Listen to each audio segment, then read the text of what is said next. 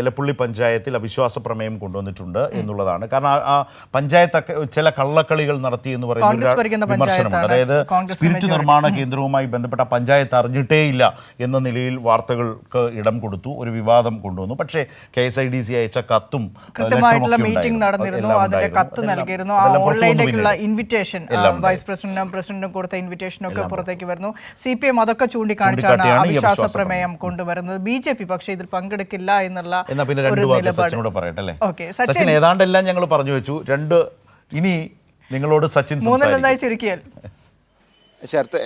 ഇന്ന് രാവിലെ 10:30 എലപ്പുള്ളി പഞ്ചായത്തിൽ അവിശ്വാസ പ്രമേയം ചർച്ചയ്ക്കെടുക്കുന്നത്. രാവിലെ പ്രസിഡന്റിനും ഉച്ചയ്ക്ക് ശേഷം വൈസ് പ്രസിഡന്റിനും എതിരെയാണ് അവിശ്വാസ പ്രമേയം ചർച്ചയ്ക്കെടുക്കുക. CPIM-ന്റെ അംഗങ്ങളാണ് അവിശ്വാസ പ്രമേയം എലപ്പുള്ളി പഞ്ചായത്തിൽ കൊണ്ടുവന്നിട്ടുള്ളത്. അവർ ഉന്നയിക്കുന്ന പ്രധാനപ്പെട്ട അവിശ്വാസ പ്രമേയത്തിൽ ഉന്നയിച്ച പ്രധാനപ്പെട്ട കാരണങ്ങൾ, ഒന്ന് പഞ്ചായത്തിലെ അഴിമതി, രണ്ടാമത്തത് പഞ്ചായത്തിലെ വികസന പ്രവർത്തനങ്ങളെ എതിർക്കുന്ന കോൺഗ്രസ് ഭരണസമിതിയുടെ നിലപാട്, അതേപോലെ തന്നെ ലൈഫ് പദ്ധതി അടക്കം അട്ടിമറിക്കുന്ന ഒരു നിലപാടാണ് ഈ 4.5 വർഷക്കാലം എലപ്പുള്ളി പഞ്ചായത്ത് സ്വീകരിച്ചിട്ടുള്ളത്. അതേപോലെ തന്നെ സ്പിരിറ്റ് നിർമ്മാണശാലയുമായി ബന്ധപ്പെട്ടുകൊണ്ട് പഞ്ചായത്തിൻ്റെ വാദങ്ങൾ കള്ളത്തരങ്ങൾ പൊളിയുന്ന ഒരു സ്ഥിതി ഉണ്ടായിട്ടുണ്ട്.